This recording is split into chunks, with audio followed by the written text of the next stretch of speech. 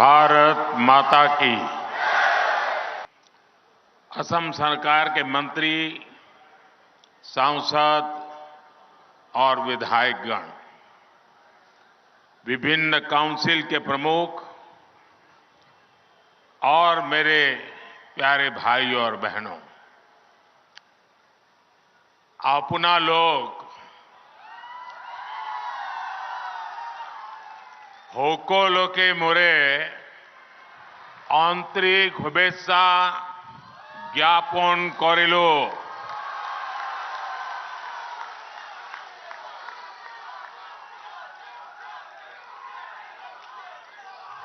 आज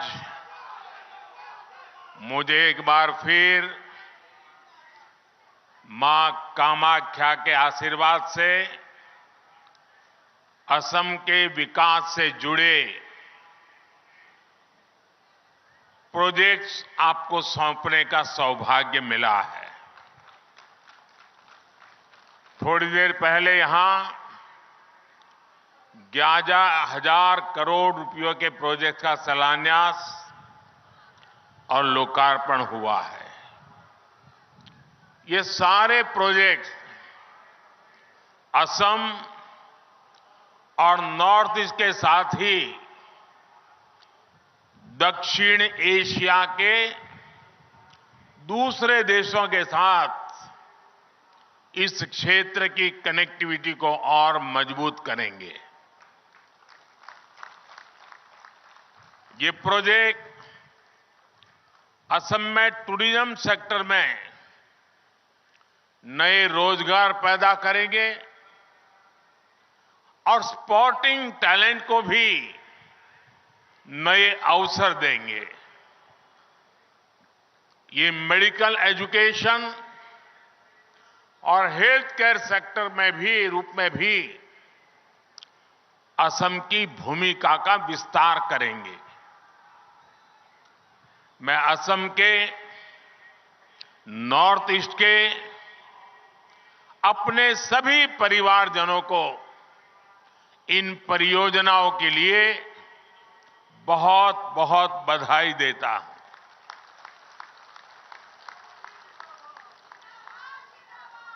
मैं कल शाम को यहां आया। जिस प्रकार से गुवाहाटी के लोगों ने रोड पर आकर के स्वागत सम्मान किया, अबाल वृद्ध सभी हमें आशीर्वाद दे रहे थे, मैं आप सबका हृदय से आभार व्यक्त करता हूं।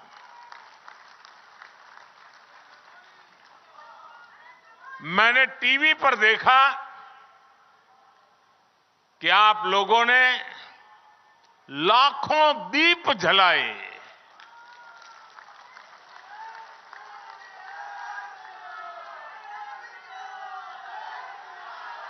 आपका ये प्यार, आपका ये अपनापन, ये मेरी बहुत बड़ी अमानत है। ये आपका स्नेह, आपके आशीर्वाद मुझे निरंतर ऊर्जा देते रहते हैं। मैं जितना आप सबका आभार व्यक्त करूं उतना कम है। भाइयों और बहनों, बीते कुछ दिनों में मुझे देश के अनेक तीर्थों की यात्रा करने का अवसर मिला है। अयोध्या में भव्य आयोजन के बाद मैं अब यहां मां कामाख्या के द्वार पर आया हूं। आज मुझे यहां मां कामाख्या दिव्य लोक परियोजना का शिलान्यास करने का सौभाग्य प्राप्त हुआ। इस दिव्य लोक की जो कल्पना की गई है, मुझे इसके बारे में विस्तार से बताया गया है। जब ये बनकर पूरा होगा तो ये देश और दुनिया भर से आने वाले मां के भक्तों को असीम आनंद से भर देगा। मां कामाख्या दिव्य लोक परियोजना के पूरा होने के बाद हर साल और ज्यादा श्रद्धालु यहां आकर दर्शन कर सकेंगे। और मैं देख रहा हूं कि मां कामाख्या के दर्शन की संख्या जितनी ज्यादा बढ़ेगी, उतना ही पूरे नॉर्थ ईस्ट में ये टूरिज्म का प्रवेश द्वार बन जाएगा। जो भी यहां आएगा पूरे नॉर्थ ईस्ट के टूरिज्म की ओर बढ़ेगा। एक प्रकार से ये उसका प्रवेश द्वार बन जाने वाला है। इतना बड़ा काम इस दिव्य लोक के साथ जुड़ा हुआ है।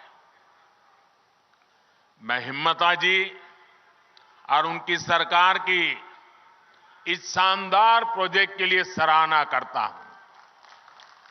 साथियों, हमारे तीर्थ, हमारे मंदिर, हमारी आस्था के स्थान ये सिर्फ दर्शन करने की ही स्थली है ऐसा नहीं है।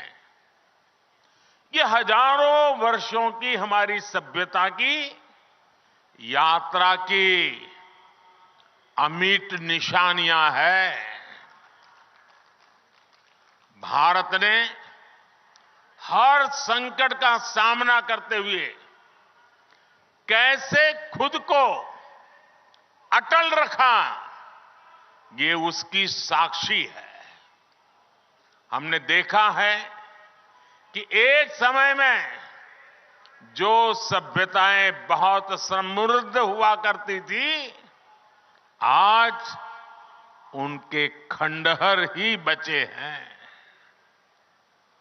दुर्भाग्य से आजादी के बाद जिन्होंने लंबे समय तक देश में सरकारें चलाई,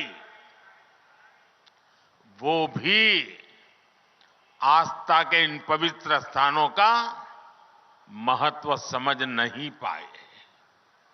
उन्होंने राजनीतिक लाभ के लिए अपनी ही संस्कृति, अपने ही अतीत पर शर्मिंदा होने का एक ट्रेंड बना दिया था। कोई भी देश अपने अतीत को ऐसे मिटाकर, ऐसे भुलाकर, अपनी जड़ों को काटकर कभी विकसित नहीं हो सकता। मुझे संतोष है कि बीते 10 वर्षों में अब भारत में स्थितियां बदल गई है। भाजपा की डबल इंजन सरकार ने विकास और विरासत को अपनी नीति का हिस्सा बनाया है। इसका परिणाम आज हम असम के अलग अलग कोनों में भी देख रहे हैं। असम में आस्था, अध्यात्म और इतिहास से जुड़े सभी स्थानों को आधुनिक सुविधाओं से जोड़ा जा रहा है। विरासत को संजोने के इस अभियान के साथ ही विकास का अभियान भी उतनी ही तेजी से चल रहा है। बीते 10 वर्षों को देखो तो हमने देश में रिकॉर्ड संख्या में कॉलेज बनाए हैं, यूनिवर्सिटीज बनाए हैं। पहले बड़े संस्थान सिर्फ बड़े शहरों में ही होते थे। हमने आईआईटी,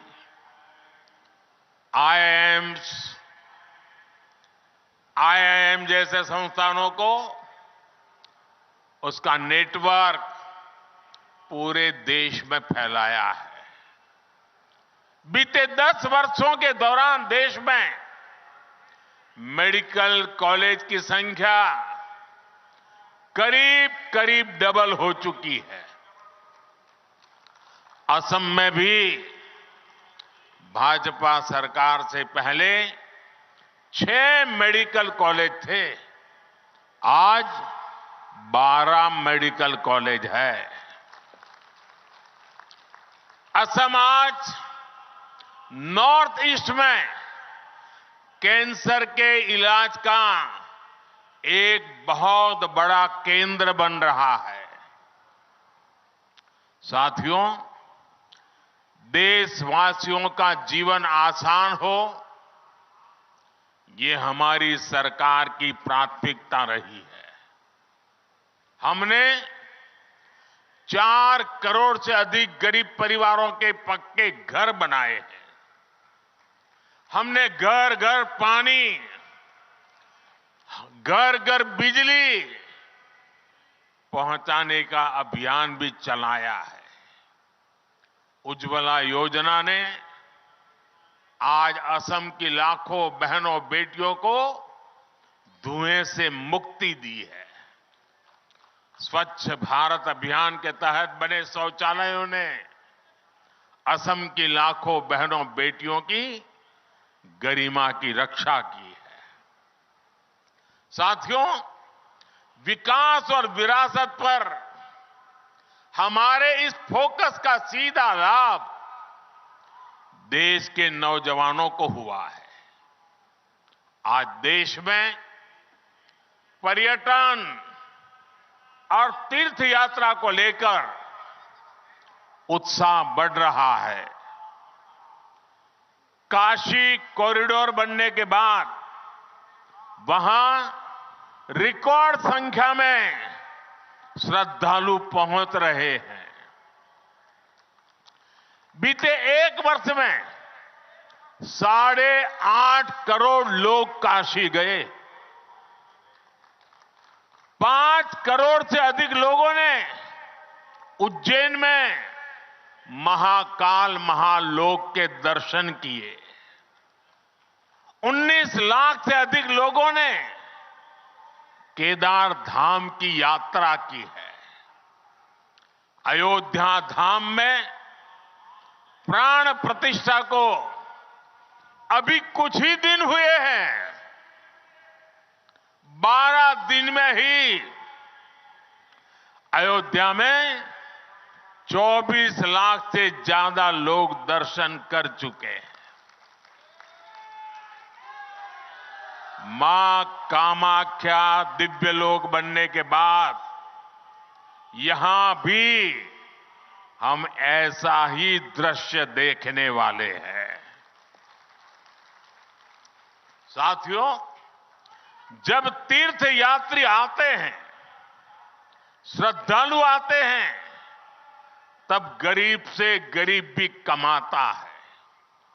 रिक्शे वाले हो, टैक्सी वाले हो, होटल वाले हो, रेहड़ी पटरी वाले हो, सभी की आमदनी बढ़ती है। इसलिए इस वर्ष के बजट में भी हमने पर्यटन पर बहुत बल दिया है। केंद्र की भाजपा सरकार पर्यटन से जुड़े ऐतिहासिक स्थानों के विकास के लिए नया अभियान शुरू करने जा रही है। असम में, नॉर्थ ईस्ट में तो इसके लिए भरपूर संभावनाएं हैं। इसलिए भाजपा सरकार नॉर्थ ईस्ट के विकास पर विशेष जोर दे रही है। साथियों, बीते 10 वर्षों से नॉर्थ ईस्ट में रिकॉर्ड संख्या में टूरिस्ट आए हैं। आखिर ऐसे कैसे हुआ? पर्यटन के केंद्र नॉर्थ ईस्ट के खूबसूरत इलाके तो पहले भी यहां थे, लेकिन तब इतने टूरिस्ट यहां नहीं आते थे। हिंसा के बीच, साधन संसाधनों के अभाव के बीच, सुविधाओं की कमी के बीच आखिर कौन यहां आना पसंद करता? आप भी जानते हैं कि 10 साल पहले असम समेत पूरे नॉर्थ ईस्ट में क्या स्थिति थी। पूरे नॉर्थ ईस्ट में रेल यात्रा और हवाई यात्रा बहुत ही सीमित थी। सड़कें संकरी भी थी और खराब भी थी। एक राज्य से दूसरे राज्य में आना जाना तो छोड़िए, एक जिले से दूसरे जिले में आने जाने में भी कई कई घंटे लग जाते थे। इन सारी परिस्थितियों को आज भाजपा की डबल इंजन सरकार ने, एनडीए सरकार ने बदला है। साथियों, पिछले 10 वर्षों में हमारी सरकार ने यहां विकास पर होने वाले खर्च को 4 गुना बढ़ाया है। 2014 के बाद रेलवे ट्रैक की लंबाई 1900 किलोमीटर से ज्यादा बढ़ाई गई। 2014 से पहले की तुलना में रेल बजट करीब करीब 400% बढ़ाया गया है। और तब तो प्रधानमंत्री आपके आसाम से चुन के जाते थे। उससे ज्यादा काम ये आपका साथी कर रहा है।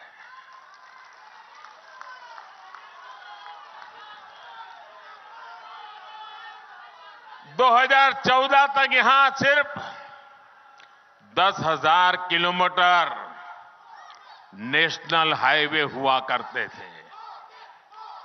पिछले 10 वर्षों में ही हमने 6,000 किलोमीटर के नए नेशनल हाईवे बनाए हैं। आज 2 और नई सड़क परियोजनाओं का उद्घाटन हुआ है। इससे अब ईटानगर तक कनेक्टिविटी और बेहतर होगी। आप सभी लोगों की मुश्किलें और कम होगी। साथियों, आज पूरा देश कह रहा है कि मोदी की गारंटी यानी गारंटी पूरा होने की गारंटी।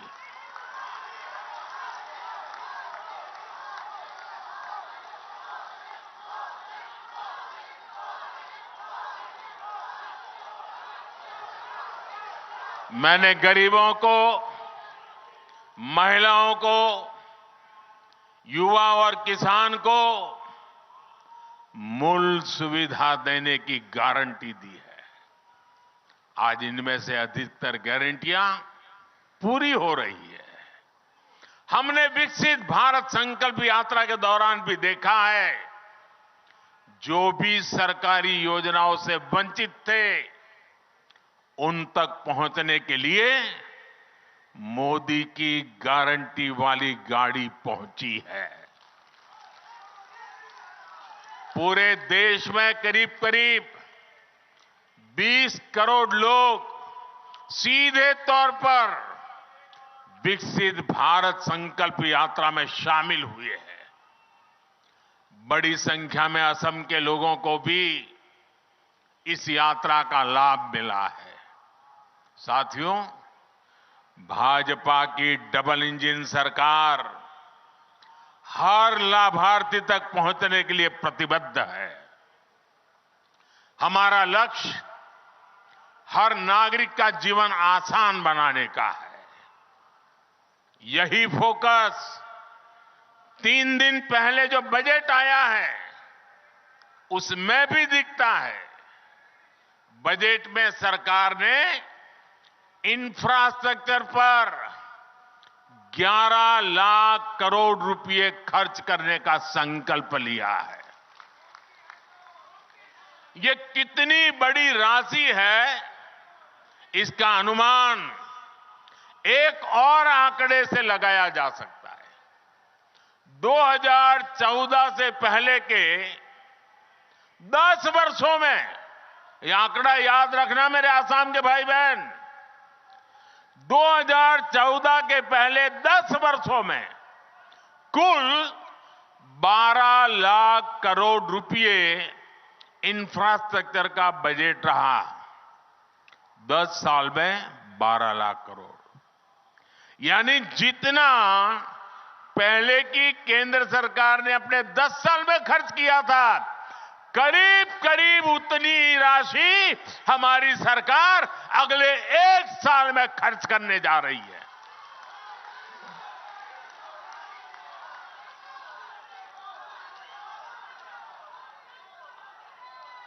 आप कल्पना कर सकते हैं कि देश में कितने बड़े पैमाने पर निर्माण कार्य होने जा रहा है, और जब इतनी बड़ी राशि निर्माण कार्यों में लगती है तो नए रोजगार बनते हैं, उद्योगों को नई गति मिलती है। साथियों, इस बजट में एक और बहुत बड़ी योजना की घोषणा हुई है। बीते 10 वर्षों में हमने हर घर तक बिजली पहुंचाने का अभियान चलाया।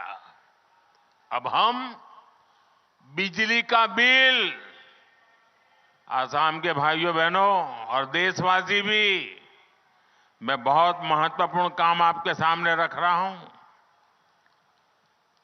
अब बिजली का बिल भी जीरो करने के लिए हम आगे बढ़ रहे हैं।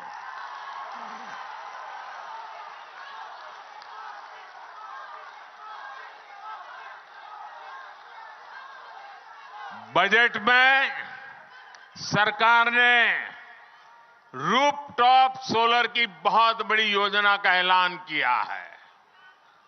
इस योजना के तहत प्रारंभ में 1 करोड़ परिवारों को सोलर रूफटॉप लगाने के लिए सरकार मदद करेगी। इससे उनका बिजली का बिल भी जीरो होगा और साथ ही सामान्य परिवार अपने घर पर बिजली पैदा करके बिजली बेच करके कमाई भी करेगा। साथियों, मैंने देश की 2 करोड़ बहनों को लखपति बनाने की गारंटी दी थी।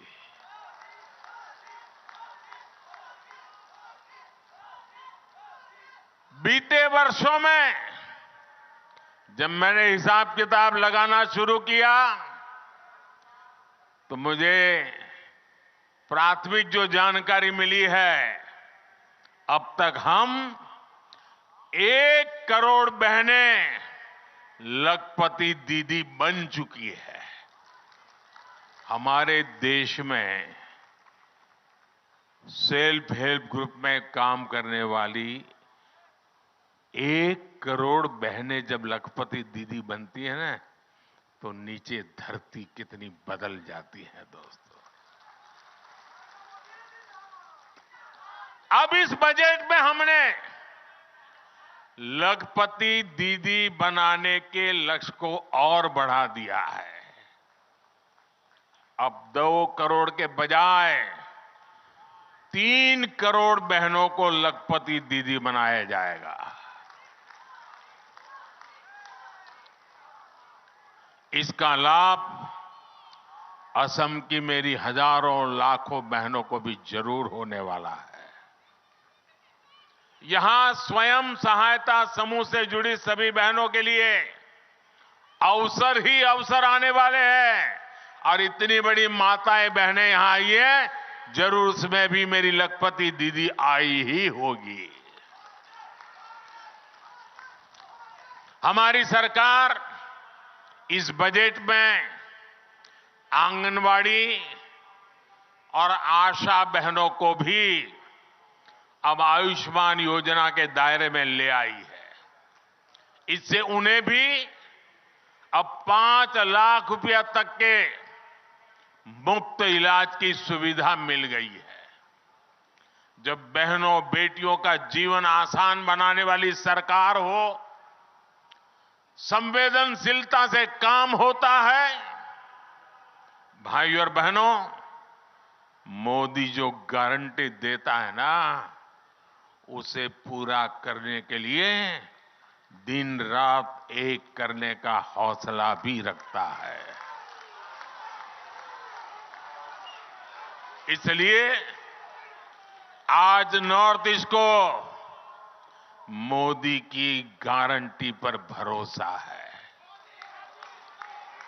आज असम में देखिए, सालों साल से जो इलाके अशांत थे, वहां अब स्थायी शांति स्थापित हो रही है। राज्यों के बीच सीमा विवाद हल हो रहे हैं। भाजपा सरकार बनने के बाद यहां 10 से ज्यादा बड़े शांति समझौते हुए हैं। पिछले कुछ वर्षों में नॉर्थ ईस्ट में हजारों युवाओं ने हिंसा का रास्ता छोड़कर विकास का रास्ता चुना है। मैंने कई वर्षों तक असम में मेरी पार्टी के संगठन का काम किया है। मैं यहां हर इलाके में घुमा हुआ इंसान हूं और मुझे याद है, उस समय जाने आने में एक रुकावट ये होती थी कि रोड ब्लॉक के कार्यक्रम, बंद के कार्यक्रम और गुवाहाटी तक के अंदर बम ब्लास्ट की घटनाएं मैं अपनी आंखों से देखता था। आज वो भूतकाल बनता चला गया है। दोस्तों, लोग शांति से जी रहे हैं। असम के 7,000 से ज्यादा नौजवानों ने भी हथियार छोड़े हैं। देश के विकास में कंधे से कंधा मिलाकर चलने का संकल्प लिया है। कई जिलों में आसपा हटाया गया है। जो क्षेत्र हिंसा प्रभावित रहे, आज वो अपनी आकांक्षाओं के अनुसार अपना विकास कर रहे हैं और सरकार उनकी पूरी मदद कर रही है। साथियों, छोटे लक्ष्य रखकर कोई भी देश, कोई राज्य तेज विकास नहीं कर सकता। पहले की सरकारें ना बड़े लक्ष्य तय करती थी और ना ही अपने लक्ष्यों को प्राप्त करने के लिए उतनी मेहनत करती थी। हमने पहले की सरकारों की सोच को भी बदल दिया है। मैं नॉर्थ ईस्ट को उसी तरफ विकसित होते देख रहा हूं जैसा पूर्वी एशिया को दुनिया देखती है। आज नॉर्थ ईस्ट होते हुए दक्षिण एशिया और पूर्वी एशिया की कनेक्टिविटी का विस्तार हो रहा है। आज यहां साउथ एशिया सब रीजनल इकोनॉमिक कॉरपोरेशन, उसके कोऑपरेशन के तहत भी अनेक सड़कों को अपग्रेड करने का काम शुरू हुआ है। आप कल्पना कीजिए, जब कनेक्टिविटी के ऐसे सभी प्रोजेक्ट पूरे होंगे तो हिस्सा व्यापार कारोबार का कितना बड़ा केंद्र बनेगा।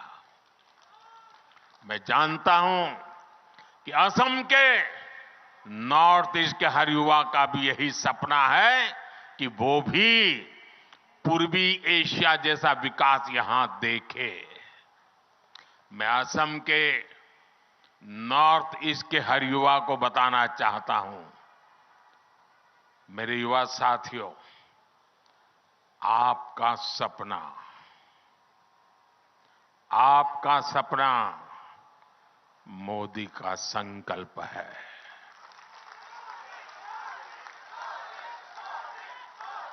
और आपके सपने पूरे हो, इसके लिए मोदी अपनी तरफ से कोई कसर बाकी नहीं छोड़ेगा। और ये मोदी की गारंटी है। भाइयों और बहनों, ये जो भी काम आज हो रहे हैं, इनका एक ही लक्ष्य है।